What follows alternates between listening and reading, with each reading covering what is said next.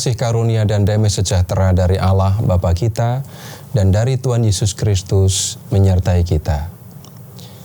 Saudara-saudara, gelar yang paling sering dikenakan pada Yesus itu adalah Kristus. Jadi kata Kristus itu bukan nama, melainkan gelar. Dalam bahasa Yunani, Kristus. Dalam bahasa Ibrani, Mesias. Nah, kata ini seringkali diterjemahkan dengan yang diurapi. Siapa yang diurapi? Kalau kita memperhatikan teks-teks yang ada di Perjanjian Lama, yang biasanya menerima pengurapan itu adalah raja. Nah, pengurapan itu terjadinya seperti ini. Kita bisa lihat di kitab 1 Samuel bab 10 di ayat 1. Ini bercerita tentang Samuel yang mengurapi Saul menjadi raja pertama Israel.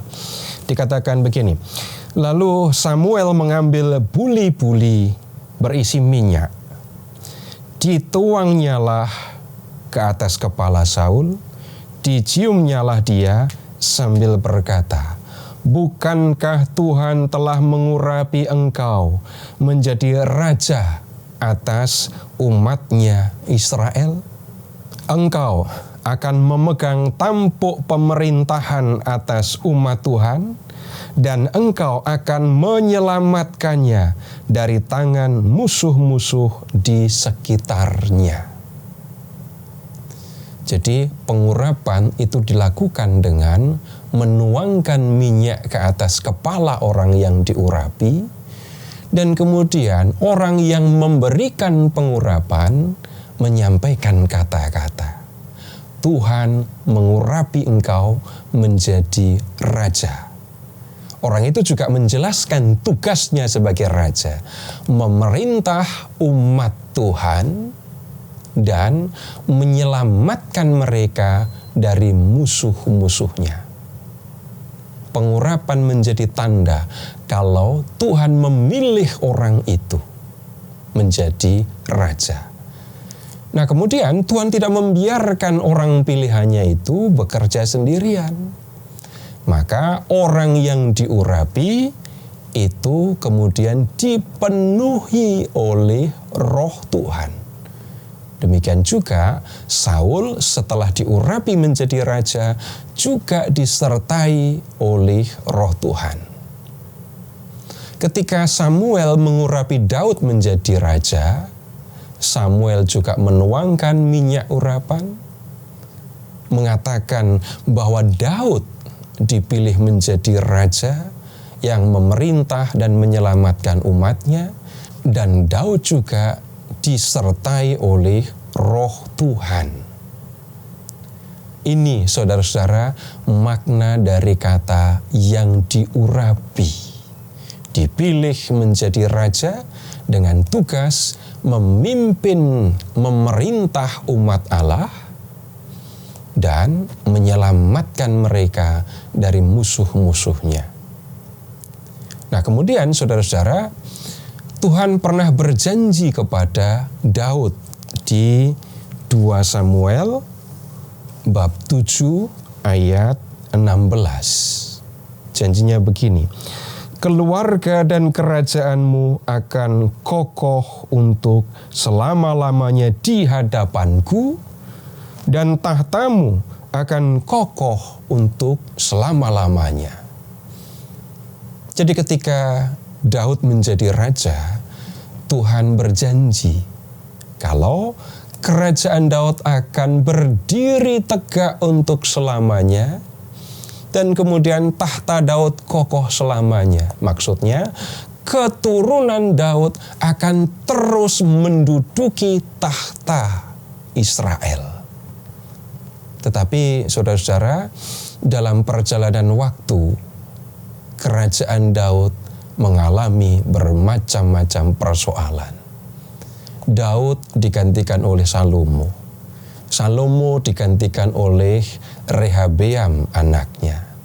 ketika Israel diperintah oleh Rehabeam, orang-orang penduduk wilayah utara memberontak. Mereka memisahkan diri dari kerajaan Daud. Dengan demikian kerajaan Daud terbagi dua.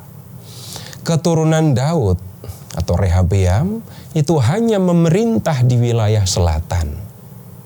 Kerajaan ini bernama Yehuda. Lalu orang-orang di utara yang memisahkan diri itu membentuk kerajaan sendiri dan mereka menyebut kerajaannya Israel. Nah, kemudian dalam perjalanan waktu selanjutnya, kerajaan utara, kerajaan Israel, kerajaan yang memisahkan diri dari keluarga Daud tadi, pada akhirnya dihancurkan oleh Asyur. Penduduknya dibuang dan tidak pernah kembali lagi. Bagaimana dengan janji Tuhan kepada Daud? Kerajaannya pecah. Tinggallah sekarang hanya kerajaan Yehuda. Tapi dalam perjalanan waktu, kerajaan Yehuda juga mengalami kehancuran. Kerajaan ini dikalahkan oleh Babel tahun 587 sebelum Masehi. Kemudian penduduknya tinggal sebagai orang buangan di negeri Babel. Nah, pada kesempatan ini pertanyaan muncul lagi, bagaimana dengan janji Tuhan kepada Daud? Tuhan sudah mengatakan kerajaan Daud akan kokoh selamanya. Keturunan Daud akan terus menduduki tahta kerajaan. Tetapi kerajaan pecah. Kemudian dua kerajaan hancur dan tidak ada kerajaan lagi. Nah, orang-orang Yahudi percaya tidak mungkin Tuhan mengingkari janji yang sudah diucapkannya. Lalu mereka sampai pada sebuah keyakinan, suatu saat nanti Tuhan akan mendirikan kembali kerajaan Daud yang sudah runtuh itu, dan kemudian Tuhan akan membangkitkan seorang keturunan Daud menjadi rajanya. Nah, keturunan Daud yang akan menjadi raja di kerajaan baru yang akan didirikan itu, dia akan bergelar Mesias, raja yang diurapi oleh Tuhan. Nah, pengharapan serta keyakinan ini, saudara-saudara, bertahan di antara orang-orang Yahudi sampai di zaman Perjanjian Baru, bahkan selanjutnya. Tapi kita hanya akan melihat di zaman Perjanjian Baru. Orang-orang Yahudi di Perjanjian Baru masih tetap berharap Tuhan akan mendirikan kembali kerajaan Daud yang sudah runtuh. Mereka tetap berharap Tuhan akan membangkitkan seorang keturunan Daud menjadi rajanya. Dan saudara-saudara, Yesus orang Nazaret diyakini sebagai Raja Mesias yang dinantikan oleh orang-orang Yahudi itu. Saudara-saudara bisa mengingat misalnya ketika Bartimeus orang buta memanggil Yesus. Yesus itu dikenal sebagai anak Yusuf. Tetapi Bartimeus memanggil Yesus dengan sebutan anak Daud, kasihanilah kami. Nah, kata anak Daud itu bukan soal menunjuk siapa ayah dari Yesus, tetapi itu sudah merupakan gelar sebutan untuk Mesias. Para murid Yesus juga menyebut Yesus sebagai Mesias. Mereka memanggil Yesus sebagai Mesias dan berharap bahwa Yesus akan mendirikan kembali kerajaan Daud yang sudah runtuh itu Lalu dia akan menduduki tahta sebagai Raja Israel sesudah mengalahkan musuh-musuh Israel. Kita juga bisa mengingat bagaimana orang-orang Yahudi memuja Yesus sebagai Mesias, calon Raja, ketika Yesus masuk ke kota Yerusalem dengan menunggang seekor keledai.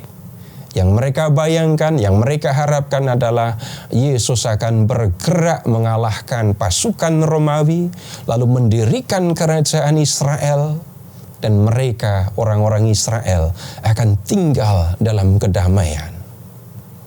Tetapi rupanya bukan seperti itu Mesias yang disampaikan, dinyatakan oleh Yesus. Yesus memang Mesias, tetapi kerajaannya bukan di dunia ini. Karena kerajaan dunia ini semegah apapun pasti akan runtuh.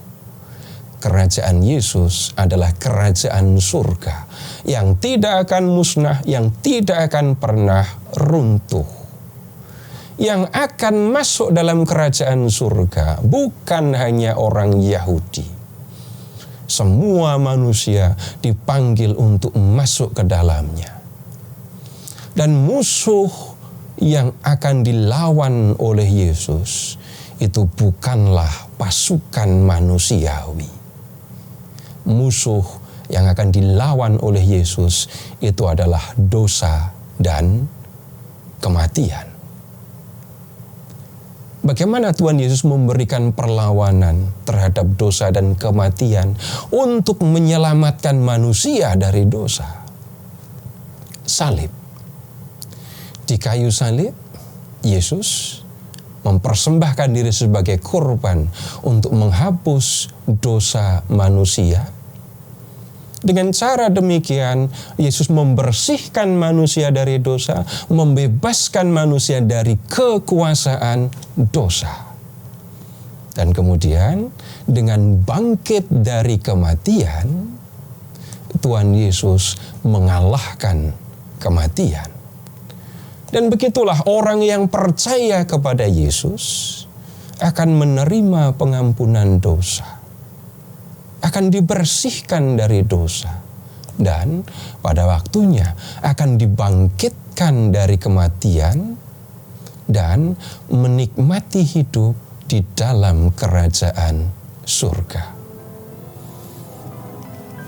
Terpujilah Allah, Bapa yang telah mengasihi kita, yang telah mengaruniakan anaknya yang tunggal untuk menyelamatkan kita, dan yang telah mengutus Roh-Nya yang kudus untuk menuntun kita di jalan keselamatan.